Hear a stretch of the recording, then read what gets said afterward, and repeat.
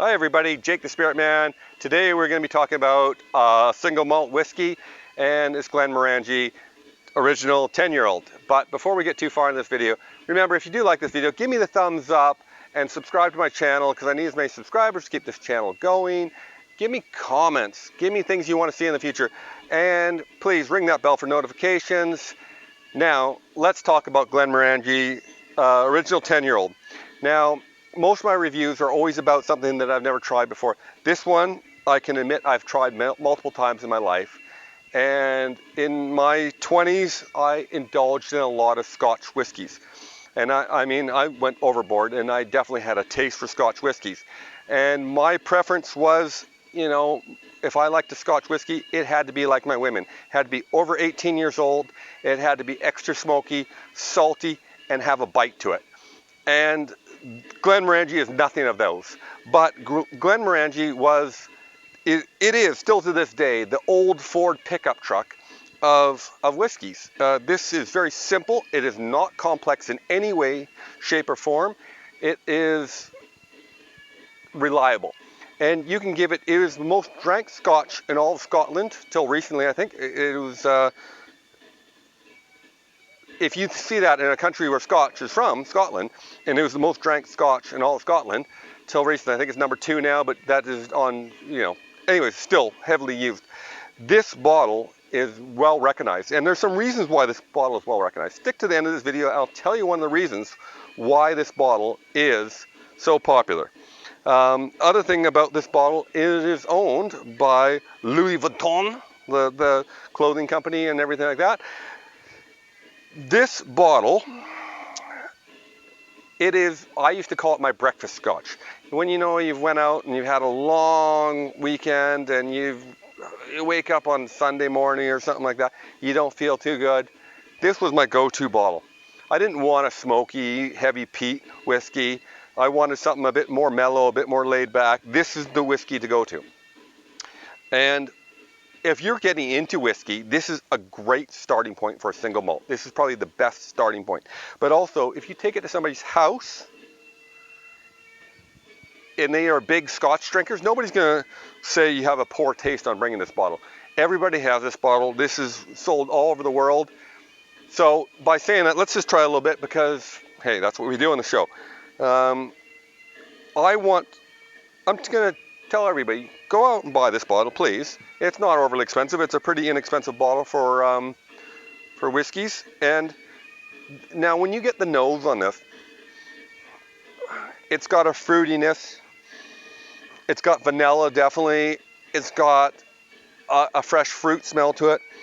But everything is mild. Nothing is strong in this whiskey. So like I said, it's not complicated. And when you get into other whiskeys, they are so to one person's palate, or not to one person's palate, but they are very individual. You know, it's like adding peanut butter to a pasta sauce. It doesn't go to a lot of people. Some people might like that. And this is pretty much to most people's palate. So if you're starting on a single malt, please start with this bottle. And I'll tell you at the end of this video why this bottle is so good to so many people. Let's try this.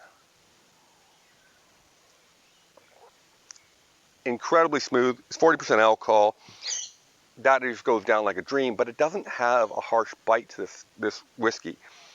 And for a 10-year-old, a lot of whiskeys have to be aged a bit longer to take some of that bite out, because they add the sugars and everything from the oak barrels. This is aged in American white oak, which is what they age most bourbons in. So it doesn't have any taste of a brandy in it.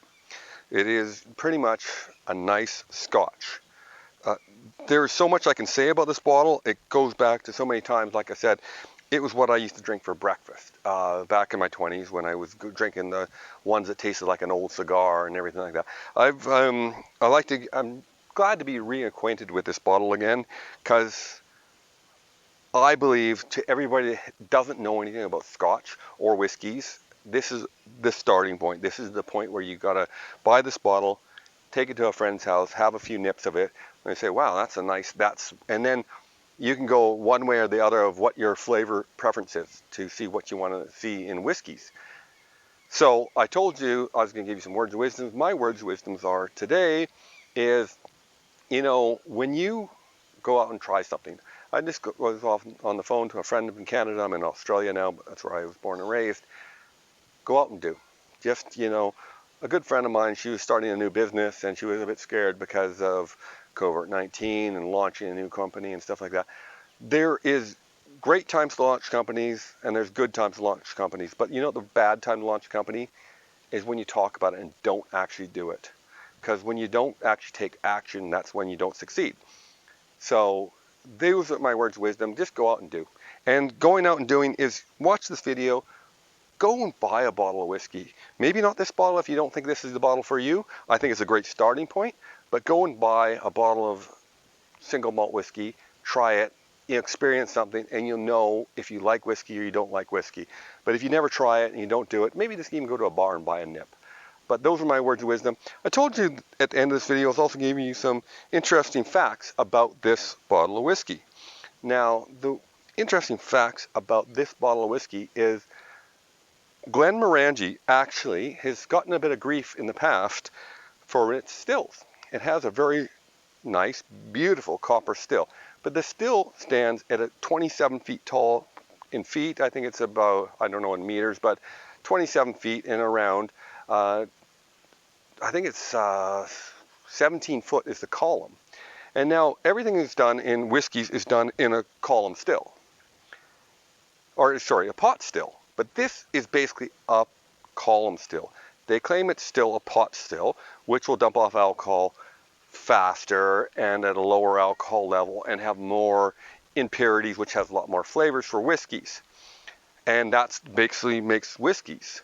Now this is basically a column still, even though they still call it a pot still. It is so tall of the column that you got a lot of reflex, a lot of stuff coming back down. Please ask me questions in the comment section if you want to know more about distillation.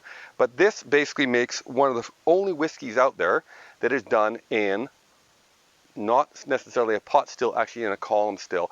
And that's why it is so smooth. That's why you don't get a lot of these impurities. That's why you don't get, it's not complex. When you get into whiskeys, they have a lot of, they're very complex.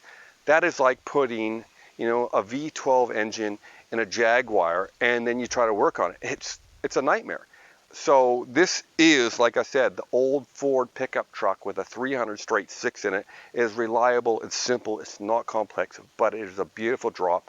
I recommend everybody to go buy this bottle. It's cheap. It's a great way to have a nice drop of whiskey. I recommend drinking it neat like I am right now. I'm in a subtropical place, and this is a go-to bottle for me from now on. I will go back to Glenmorangie, especially when I feel like I just want something simple. I want something not too complex, and I want a nice drop of whiskey. So remember, everybody, please subscribe to my channel. Give me the thumbs up if you like this video. Ring the bell for notifications, and keep your stick on the ice. I want to see you in the next video. Cheers.